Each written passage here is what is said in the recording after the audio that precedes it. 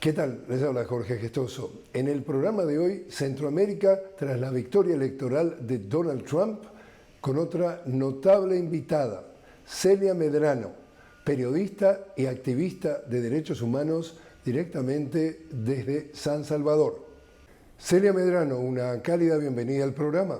Muchas gracias por este espacio nuevamente con ustedes. Tengan una buena jornada. Gracias, Celia. Tu reacción ante la victoria del presidente Donald Trump, presidente electo, ahora en donde ya anunció deportación masiva de inmigrantes indocumentados. Hay tres aspectos que llaman la atención hasta el momento.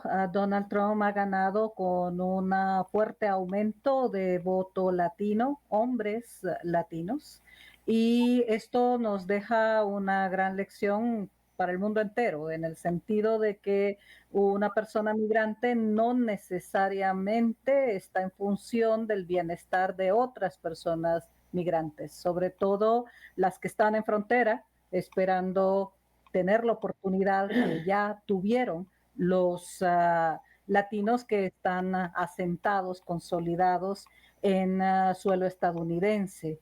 Este voto de hombres latinos, si bien el voto latino todavía es una ventaja para los demócratas, el aumento de un 12% prácticamente en estas últimas elecciones hace de Donald Trump el más votado en la historia de los republicanos en Estados Unidos en los últimos 30, 40 años. Esto tiene que ver también con la promesa de Donald Trump electoral de recuperar la economía estadounidense en beneficio de bajar la inflación. Es un punto que ya hemos escuchado de varios votantes latinos a favor de Donald Trump, que prometió bajar los precios, pero también está vinculado con el tema de la promesa de hacer la mayor deportación de la historia, alegando, haciendo uso de legislaciones de hace 2 siglos, cuando se pretende equiparar a una persona migrante que pretende entrar a los Estados Unidos como un enemigo. Donald Trump ha prometido hacer uso de lo que él llama la Operación Aurora en función de rescatar esta antigua legislación propia de la Segunda Guerra Mundial y propia de la Guerra Civil estadounidense. Y insiste en su narrativa, que obviamente ha funcionado en términos electorales, de equiparar a una persona migrante como un enemigo para los intereses de los Estados Unidos. ¿Qué tanto podrá cumplir Donald Trump la promesa de hacer la deportación más grande de la historia? En su primer periodo presidencial ser lo suficientemente fuerte para que él no haya podido concretar la destrucción de programas como DACA, del cual un grupo juvenil significativo conocido como los Dreamers ha sido beneficiado. El TPS, el programa temporal para latinos en los Estados Unidos, más favorable para Donald Trump, en el sentido de que tiene a su favor al Congreso y al Senado. Ha ganado no solo con una ventaja significativa la presidencia de los Estados Unidos, sino también el Partido Republicano controlará definitivamente todo el orden de normativa legislativa en el país para los siguientes 4 años. Eso implicaría también de que el órgano de justicia estadounidense se viese afectado, influido, incidir, con una incidencia muy fuerte y una presión muy fuerte para no repetir acciones como las que federalmente, a través de tribunales federales, pudieron impedir que él destruyese el programa DACA en su primera gestión presidencial. El otro tema es el económico. Se necesita, en los estimados más modestos que han hecho especialistas en la materia, alrededor de 100,000 millones de dólares para poder cumplir con un proceso de deportación masiva. Y también desde el punto de vista económico, varios estudios coinciden en plantear de que Estados Unidos necesita la mano de obra migrante, no puede prescindir de ella. Sin embargo, hay que entender que Donald Trump cumplirá su promesa, debe de cumplirle al electorado que ha creído que él hará una deportación masiva. De hecho, ya ha empezado. Si usted revisa las estadísticas, por lo menos en lo que se refiere a Centroamérica, de enero a agosto del 2023 a enero a agosto del 2024, el número de personas deportadas desde Estados Unidos y México a El Salvador ha crecido en un 35%.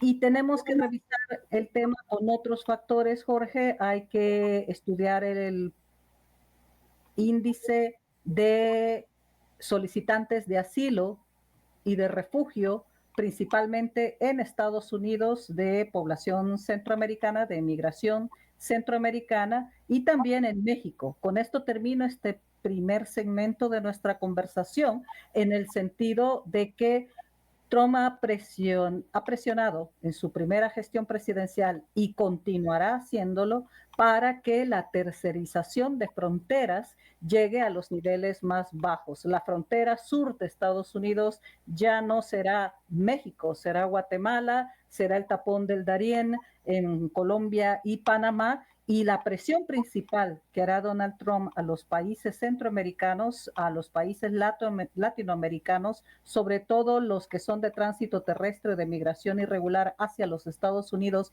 y sobre todo los principales países expulsores de emigración hacia suelo estadounidense, será el que detengan esa migración y se hagan responsable de personas en tránsito y personas que estarán siendo repatriadas y deportadas no solo desde los Estados Unidos, sino también de países que sufrirán la presión de evitar que la migración, que los flujos migratorios latinoamericanos logren llegar hasta la frontera sur estadounidense. Ya hizo una clara amenaza a la presidenta de México de que aumentará en un 25% los aranceles de productos mexicanos en Estados Unidos si México no logra, como dicho en palabras de Trump, detener la migración.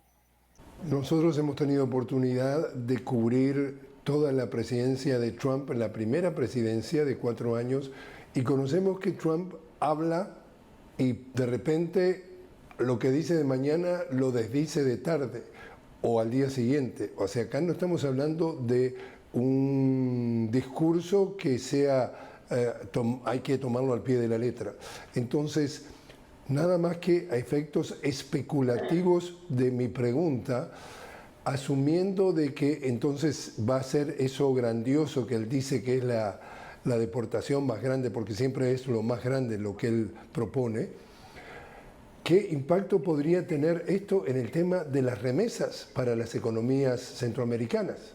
En países como El Salvador, por ejemplo, las remesas representan el 25% del Producto Interno Bruto y ha aumentado el número de remesas que personas pobres en Estados Unidos envían a sus familias pobres en países como El Salvador.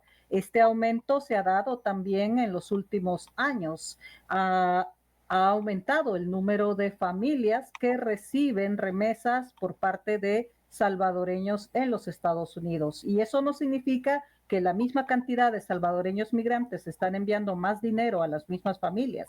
Significa de que hay más salvadoreños migrantes enviando nuevas remesas a nuevas familias, a nuevos grupos familiares en El Salvador. Las remesas es precisamente cómo se sostienen una serie de países en relación a su economía. Los países han crecido, por ejemplo, en niveles de combate a la pobreza, pero no a partir del resultado de políticas públicas dirigidas a poblaciones más vulnerables, sino como producto de las remesas. Las economías se mantienen. En El Salvador, lo vuelvo a poner de ejemplo, las remesas son las divisas generadas desde remesas son superiores a las que puede generar la maquila, por ejemplo, como actividad económica nacional.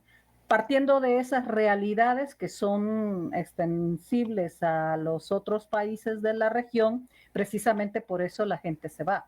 La gente se va por dos razones principales: la económica, buscando condiciones dignas de vida que les es negada, que les son negadas en sus países de origen, y también por diferentes tipos de violencia, violencia estatal, violencia generalizada, violencia basada en género, por ejemplo, y es ahí donde uno también revisa los datos de migrantes de nuestros países, solicitantes de asilo y refugio en Estados Unidos y México principalmente. Las remesas van a sufrir un impacto significativo en la medida de que las deportaciones fuesen aumentando en cumplimiento de la promesa electoral de Donald Trump. Has planteado algo muy importante, Jorge. Una cosa es lo que se promete en campaña, otra cosa es el discurso incendiario del ahora presidente de los Estados Unidos nuevamente, pero en los hechos es otra cosa, y eso lo pudimos observar en su discurso, donde confirmó que él había ganado las elecciones este mes de noviembre. Su discurso ya empezó a matizar.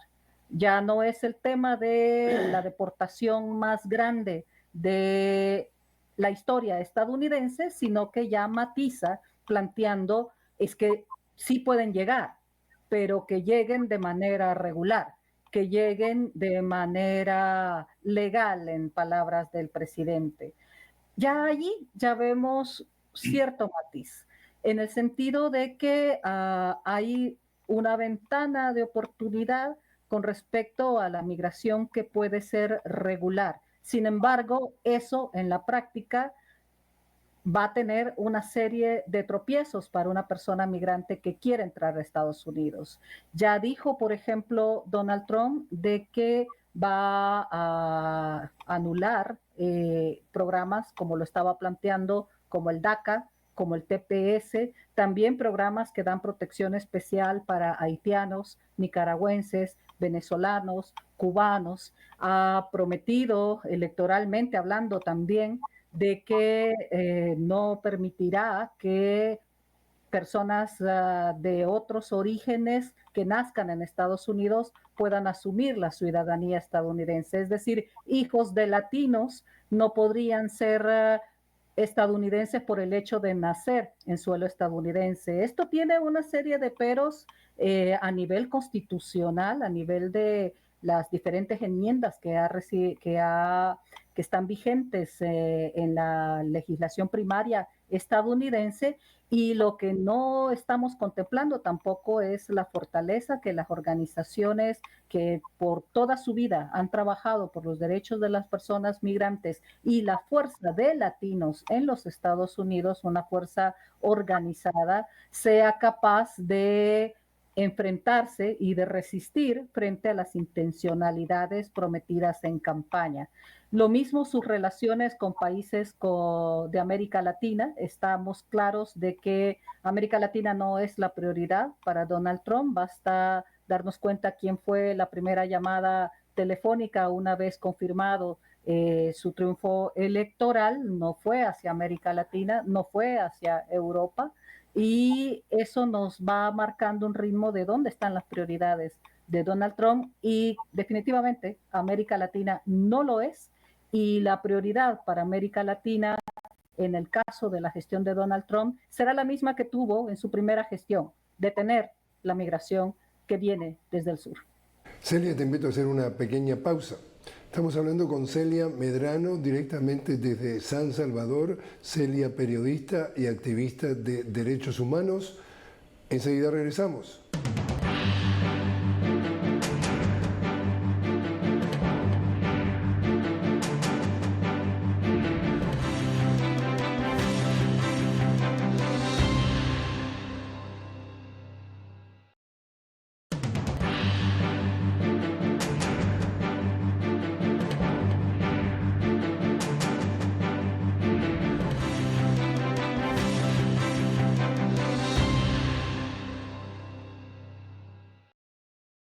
Continuamos hablando con Celia Medrano directamente desde San Salvador sobre el futuro de la migración de los latinoamericanos tras la llegada nuevamente a la Casa Blanca del presidente Donald Trump en el mes de enero.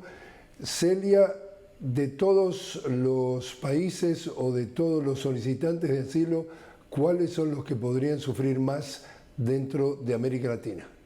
Los mismos que encabezan actualmente y en los últimos 3, 5 años los top de los países de origen en los listados de solicitantes de asilo a nivel mundial, que no se diferencia mucho con los que solicitan asilo en Estados Unidos en relación con los que se solicitan asilo en México. Y es algo, Jorge, que quiero subrayar. El golpe principal de las políticas antimigratorias que Donald Trump va a ejecutar durante su mandato actual, lo sufrirá principalmente México, su vecino inmediato y principal país de tránsito hacia los Estados Unidos. En el caso de México, por ejemplo, de enero a agosto del 2024, encabeza el número de solicitantes de asilo en ese país, los hondureños, con 21.500 hondureños solicitando asilo. En segundo lugar, los cubanos, 11.000. En el caso de Haití, 4.000. En el caso de El Salvador, 4.185. Son los mismos que recibirán ese impacto a nivel de América Latina, pero también los gobiernos de nuestros países recibirán la presión de, por ejemplo, convertirnos en tercer país seguro. Biden instauró un mecanismo, una AP para poder solicitar asilo desde una aplicación llamada CBP One, que los datos demostraron que es un total fracaso. La aplicación quedó desbordada en relación al número de solicitantes que pretendieron utilizarla para solicitar asilo, tanto desde sus países de origen como en los países de tránsito. Donald Trump ha dicho que anulará esa medida que tomó el gobierno de Biden-Harris, pero será muy difícil que los países latinoamericanos no reciban la presión de Trump en dos sentidos. Una presión muy fuerte para que detengan la migración, y tanto tú como yo y quienes conocen estos temas saben perfectamente que la migración no se va a detener si las condiciones de desigualdad económica y de diferentes tipos de violencia en nuestros países se mantienen. La gente no migra por su propia voluntad, migra de manera obligada, huye de las condiciones de dignidad y de justicia que les son negadas en sus países de origen, y en tanto estas causas raíz se mantengan, la migración continuará. Levante Donald Trump el muro más grande de la historia de los Estados Unidos. El muro de la desesperanza, la desesperación es mucho más alto que cualquier muro físico que pueda pretender levantar cualquier gobernante en cualquier país. Pero México será el país de todos los gobiernos centroamericanos que sufrirá la mayor presión para que detenga esa migración y la frontera sur de los Estados Unidos ya no sea México, sino que sea Guatemala. Entonces, Celia, la pregunta ahora es un tanto geopolítica y un tanto compleja. Cuando tú vas a Europa, los europeos han desarrollado algo que le llaman la Unión Europea. Empezaron con 5 y ya son 27 los países. Y esa Unión Europea, por ejemplo, ha fijado metas económicas y le ayuda a los determinados países que tienen asimetrías con las economías más fuertes a desarrollarse y a quedar, digamos, a rueda con el resto de la región, del continente, es decir, es un continente. Por otro lado tenemos a las Américas, un continente.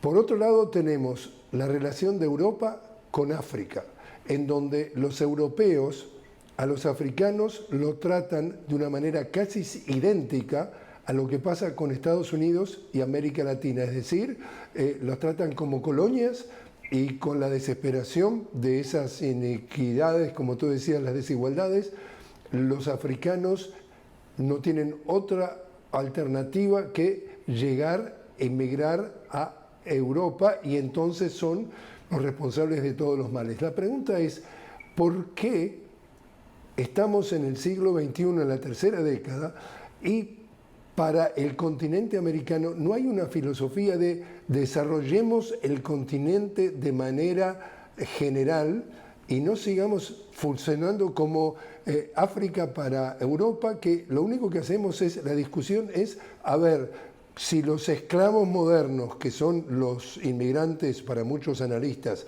que están llegando a la frontera de Estados Unidos, entran de manera legal, ilegal, esto y lo otro, pero sigue siendo la relación colonia con el centro. ¿Por qué no hay una filosofía, ya sea desde cualquier ángulo del continente americano, de que desarrollemos esto como desarrollaron los europeos, la Unión Europea? ¿Por qué esa mentalidad de ser siempre los esclavos modernos y para seguir discutiendo a ver cómo nos van a explotar los del norte?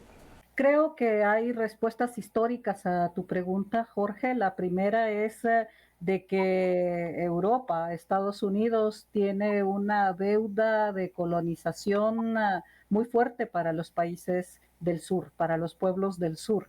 Realmente se escandaliza Europa de recibir una fuerte migración africana sin reconocer de que los índices de bienestar económico y social que se han alcanzado en Europa en buena medida lo deben a la explotación y a la marginación que causaron sus periodos coloniales en África. Y por lo tanto no debe de verse como una invasión de africanos a Europa, sino como la responsabilidad de los europeos, aún los que se consideran de que son buenas personas y no tienen ninguna responsabilidad en esto, pero gozan de un bienestar a partir de la exclusión y la explotación de un continente entero. Estados Unidos, visto desde esa perspectiva, también tiene responsabilidades para con América Latina. No debe de extrañarse que a partir de un crecimiento de desigualdades y de inequidades, no somos países pobres en la mayoría de América Latina. Brasil, por ejemplo,